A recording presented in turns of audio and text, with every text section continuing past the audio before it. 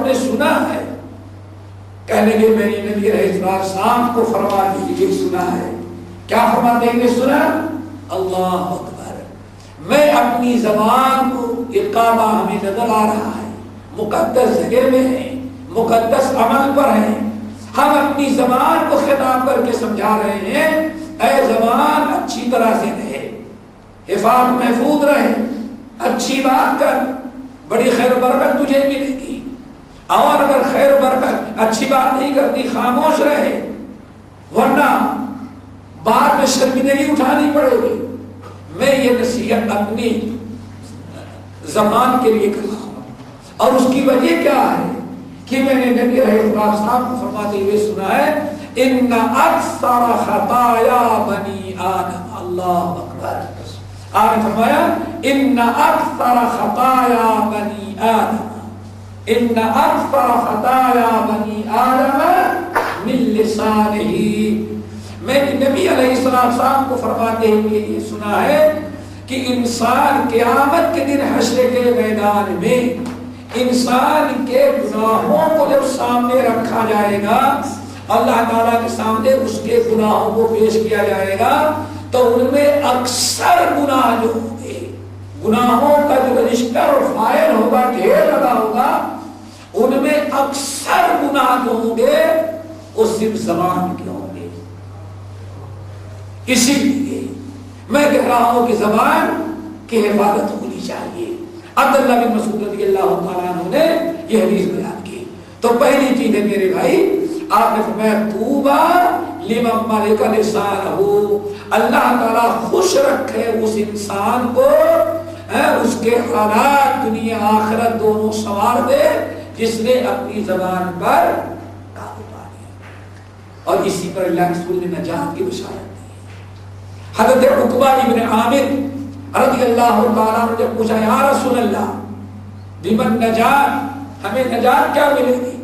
اگر تم نجات چاہتے ہو تو املک علیک لسانک، اپنی زبان کی حفاظت کر لو، تمہیں نجات مل جائے گی.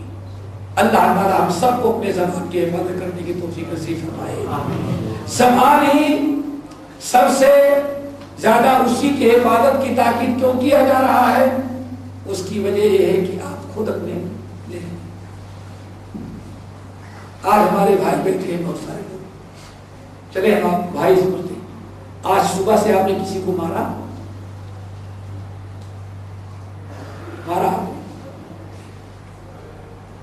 آپ نے کسی کو قتل کیا ہے، قلم سے جھوٹی دستخط کیا کہیں آپ نے؟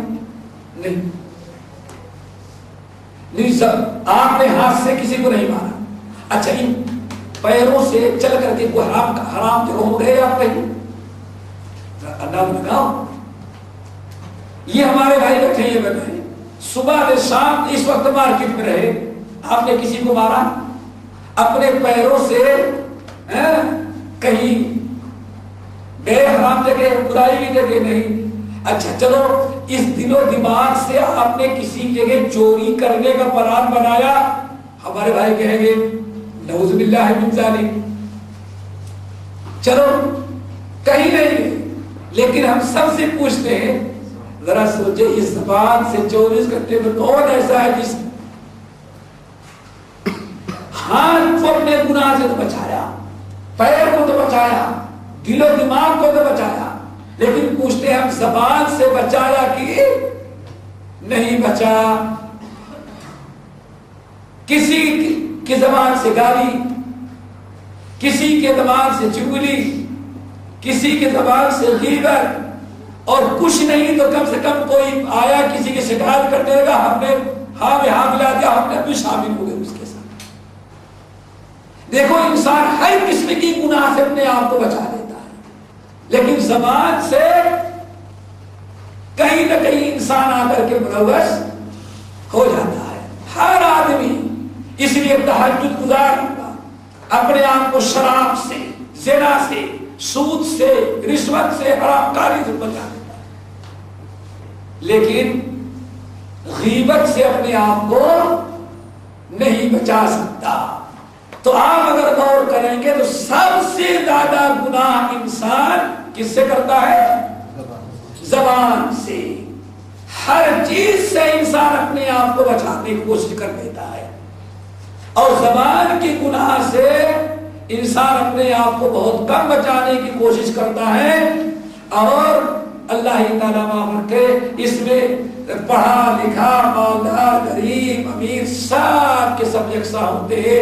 اللہ تعالیٰ سب کو زبان کی حفاظت کرنے کی توفیق نصیب فرمائے۔ اسی لیے آپ نے زبان پر بہت ہی زیادہ زور دیا کہ انسان اپنی زبان کی حفاظت کرے، ورنہ ذرا سوچیں حضرت عائشہ سے سنن ابی داؤد کی روایت کے مطابق ام المومنین عائشہ رضی اللہ تعالیٰ عنہ نے صرف اتنا کہا تھا، یہ ناکی کھوٹی آپ کو بہت چاہیے ہے، میں اس کو اپنا اونٹ دے دوں گی، صرف اتنا کہا تو چل گھن کر کے غصے میں آ کر کے، لیکن حضرت عائشہ کو احساس بھی نہیں، لیکن اللہ کے رسول نے کیا فرمایا، یا عائشہ لقد قلت کلمۃ، عائشہ تم نے اتنی بڑی بات کر دی اور تم کو احساس بھی نہیں ہے، لو مودت فی البحر لبدت، اگر اسے سمندر کے پانی میں ملا دیا جائے، سمندر کا پانی بھی گندا بدبودار ہو جائے۔ انسان کو خیال رکھنا چاہیے۔ آپ فرمایا دعا تو مل رہی ہے لیکن عمل آسان بہت ہے، اپنانا بہت ہی مشکل ہے۔ بھائی بات غیبت کریں گے تھکیں گے، گالیاں دیں گے زبان اس خاموش رہنے میں کوئی پریشانی نہیں ہے، لیکن عمل تو بہت آسان ہے لیکن بچنا اس سے بہت ہی مشکل ہے۔ کیوں؟ ہمیں اس خطرناکی کا احساس نہیں ہے۔ تو آپ نے ساتھ فرمایا پہلی چیز۔ نمبر 2 دوسرا عمل آپ نے ساتھ فرمایا وَوَسِعَهُ بَيْتَهُ، فتنے فساد لایانی اوقات میں خاص طور سے بگڑے ہوئے معاشرے اور ماحول میں جس انسان کو اس کا گھر کافی ہو جائے، بس اپنا گھر کافی۔ کیا مطلب ہے؟ انسان باہر رہتا ہے، کسی کے ہاں ملنے کے لیے گیا، اور آج کے اس کامیاب میں جو چائے پی کر کے آتے ہیں، بیٹھ گئے کہیں ہوٹل پر، چلو اور نعوذ باللہ، اور کبھی وہ پینے والا ہو کیا کہتے ہیں اس کو، ارے حکا کہیں سیدھے شیشہ تو کوئی عزت والا لفظ ہے نا، حکا شیشہ، لا حول ولا قوت الا باللہ۔ ذرا سوچو انسان اس وقت جاتا ہے تو فجر کے بعد لوٹ کر کے آتا ہے، وہاں کیا ہوتا ہے؟ پیتے پیتے پھر کرسیاں دونوں طرف سے، جن کے قریب میں کہیں مقہا ہو ان کو تجربہ ہوگا، میں بھائی کیا ہوتا ہے؟ انسان ایسی جگہوں میں جب بیٹھے گا تو اسے کئی خسارے، ایک تو بیوی بچوں کا، نمبر 2 صحت، نمبر 3 حرام کاریاں برائیاں، بچوں کی تربیت نہیں، بچوں کا حق نہیں، بوڑھے ماں باپ ان کی خدمت نہیں، ایک حقہ پینے کے لیے اور ایک مقہا میں جانے کے لیے اور ایک دوست کی دوستی کو نبھانے کے لیے راتوں بھر گھومتا رہے انسان، یا دوسروں کے ہاں جا کر کے بیٹھ رہے، کتنے حقوق کو اس نے پامال کرنا، کس بنا پر انسان کو نجات ملے گی؟ بیوی کا حق اس نے ادا نہ کیا، بیوی پر اس نے ظلم کیا، یہ بچے تھے ان کے حقوق تھے،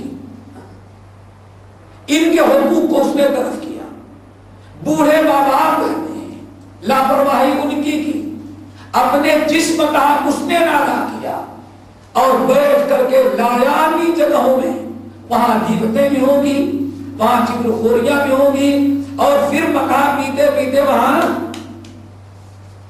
دوسری چیز کیا آئے گی؟ پتہ، اور کہیں کسی دو اچھے ملک کی کرکٹ میچ ہے تو جوا بھی ہونے لگتا ہے،